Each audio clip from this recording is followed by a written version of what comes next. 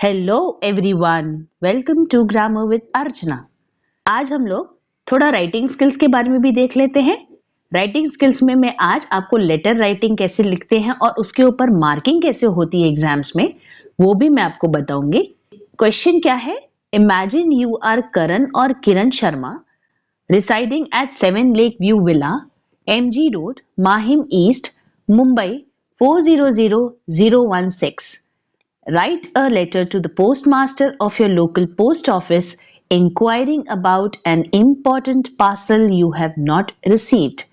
इसका मतलब है कि अगर आप लड़के हो तो आप करण शर्मा हैं, लड़की हो तो किरण शर्मा। आप कहाँ पे रिसाइड कर रहे हो? आपका एड्रेस क्या है?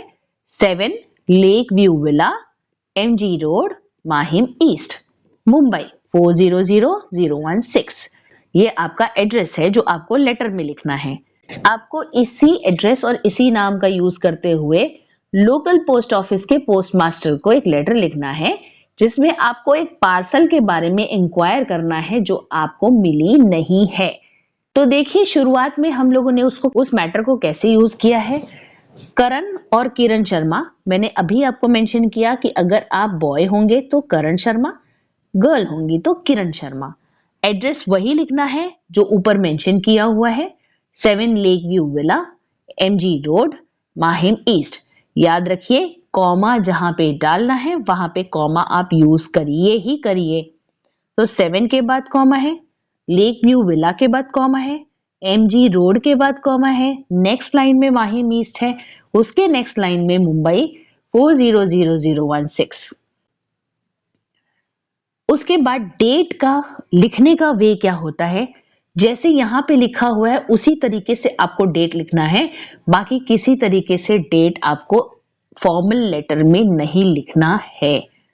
तो फॉर्मल लेटर में ही इस तरह से आपको डेट लिखना है, 20 अक्टूबर, 2022। तो इस तरह से आप डेट यहां पे मेंशन करेंगे और उसके बाद आप किसको वो भेज रहे हैं लेटर, उसका नाम लिखेंगे और उसका पता यहां पे डालेंगे। तो अभी आप किसको भेज रहे हैं? पोस्ट मास्टर को भेज रहे हैं। तो द पोस्ट मास्टर, कहाँ का पोस्ट मास्टर? आप जहां रह रहे हैं वहां का नहीं, जो एड्रेस आपको ऊपर दिया हुआ है, क्योंकि आप उसी पोस्ट मास्टर से डील करेंगे जो एरिया आपको बताई गई। आपने एड्रेस अपना क्या डाला है? माहिम डाला है, तो पोस्ट मास्टर भी माहिम का ही होगा, इसलिए यहाँ पे माहिम पोस्ट ऑफिस लिखना है। मुंबई, सब्जेक्ट लिखना बहुत जरूरी है, का पूरा सब्जेक्ट उसमें आ जाता है जो लेटर लिखने के लिए जरूरी है। Inquiry letter about an undelivered parcel, बस इससे आपको समझ में आ जाएगा कि मुझे इंक्वायर करना है उस पार्सल के बारे में जिसकी डिलीवरी नहीं हुई है। देखिए, आपको इसमें कोई भी लाइन नहीं छोड़ना है, डायरेक्ट मेंशन कर देना है सर या डियर सर। आप इस तरह से भी लिख सकते हैं, सर से भी स्टार्ट कर सकते हैं, डियर सर से भी स्टार्ट कर सकते हैं। कॉमा करके, I regret to inform you that a parcel of mine sent by post by one of my friend a week ago has not been delivered yet. एक पार्सल जो मेरे friend ने भेजा था एक हफ्ते पहले, वो अभी तक डिलीवर नहीं हुआ है। फर्स्ट पैराग्राफ में आपने क्या मेंशन किया कि प्रॉब्लम क्या है, आप ये लेटर किस लिए लिख रहे हैं, ये पूरा आपको एक्सप्लेनेशन देना है फर्स्ट पैराग्राफ में। उसके बाद सेकंड पैराग्राफ में आपको उसकी वजह से क्या परेशानियां हो रही हैं वो आप यहाँ पे मेंशन करेंगे। This is a very urgent parcel, ये एक बहुत अर्जेंट पार्सल था, ये मेरे लिए बहुत जरूरी था। Deferral in its conveyance has cost me misfortune both physically and rationally. Deferral in its conveyance का मतलब उसके पोस्टपोनमेंट में, यानी वो चीज ठीक से जब टाइम से नहीं पहुंची है, उसकी वजह से मुझे बहुत मुसीबतों का सामना उठाना पड़ा है।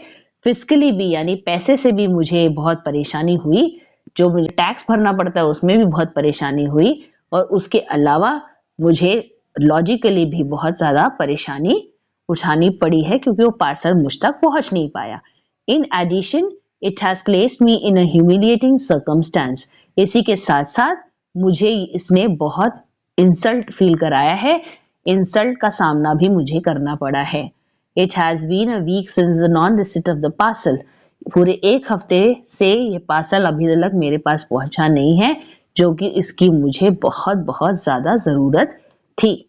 It shows up either the package is conveyed to a wrong person or it is lost in travel.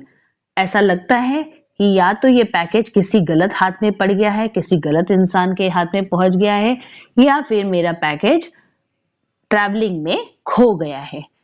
I have asked for him a few times to convey this package appropriately and in time, however, he constantly turned hard of hearing ear to my demand. मैंने कई बार post office में complain की, कई बार मैंने complains अपने friend से भी की, लेकिन उन्होंने मेरे कंप्लेन को नजरअंदाज कर दिया। Turn hard of hearing year का मतलब है नजरअंदाज कर देना, उन्होंने ध्यान नहीं दिया उस बात पर। Such a state is a terrible name on the reasonable name of the postal department.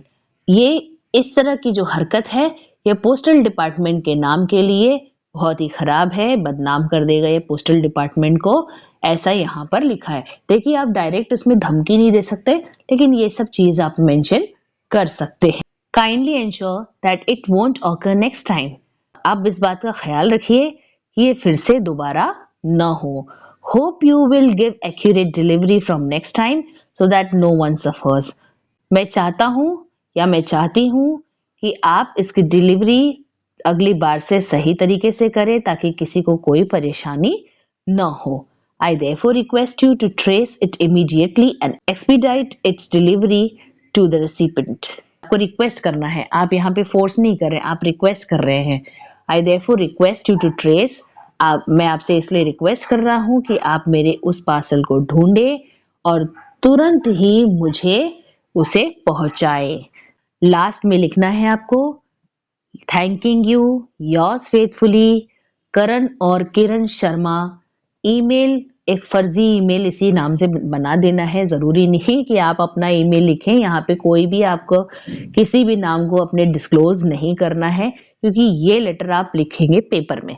Paper में आप नाम नहीं डिस्क्लोज कर सकते हैं। अगर नाम नहीं दिया है तो XYZ लिखिए, नाम दिया है तो वही नाम आपको लिखना है, आपको ईमेल आईडी में भी वही नाम लिखना है। तो करण शर्मा 11 कोई भी ऐसा नंबर डाल दीजिए। अल्फा न्यूमेरिक होना चाहिए। अल्फा न्यूमेरिक का मतलब अल्फाबेट्स होने चाहिए आपके नाम से रिलेटेड और कुछ नंबर होना चाहिए। करण शर्मा 11@gmail.com। अब इसका मार्किंग स्कीम देख लेते हैं बोर्ड एग्जाम के हिसाब से। देखिए ये 5 मार्क का होता है। सेंडर्स एड्रेस और डेट, इस पे आधा मार्क मिलता है। रेसिपिएंट्स एड्रेस यानी जो जिसको आप ये लेटर पहुंचा रहे हैं वो एड्रेस लिखने पे आपको आधा मार्क मिलता है। सब्जेक्ट पे आपको आधा मार्क मिलता है। बॉडी ऑफ द लेटर पे आपको 2 मार्क्स मिलता है। सब्सक्रिप्शन पे हाफ मार्क है। सब्सक्रिप्शन का मतलब है thanking you, yours sincerely, yours faithfully. फिर ग्रामर जो होता है उसके ऊपर 1 मार्क होता है। ग्रामर बहुत महत्वपूर्ण है, आपको ग्रामर का खास ध्यान रखना है, क्योंकि इसमें कुछ भी गड़बड़ ये इस पे 1 मार्क कट जाएगा। तो ये पूरे टोटल 5 मार्क्स के होते हैं। अगर 4 मार्क्स के हैं तो इसमें बॉडी पे मार्क्स थोड़े कम हो जाते हैं, बाकी सब में वैसे ही रहते हैं। तो इस तरह से आपको ध्यान रखना है। मार्किंग स्कीम का ध्यान रखते हुए आपको लेटर लिखना है। इसमें से कुछ भी मिस हो जाएगा तो ये गलत हो जाएगा। आप इसी तरह से अपने लेटर्स को प्रैक्टिस करिए और अच्छे मार्क्स गेन करिए, क्योंकि राइटिंग स्किल पर भी मार्क्स होता है जिसको ज्यादातर बच्चे ध्यान नहीं देते हैं। पेपर में राइटिंग स्किल को छोड़ देते हैं और ये बहुत ही गलत चीज है। आपको राइटिंग स्किल को छोड़ना नहीं है, लिख कर आइए उसे ताकि आपको अच्छे मार्क्स मिल सके एग्जाम में। Best of luck, bye.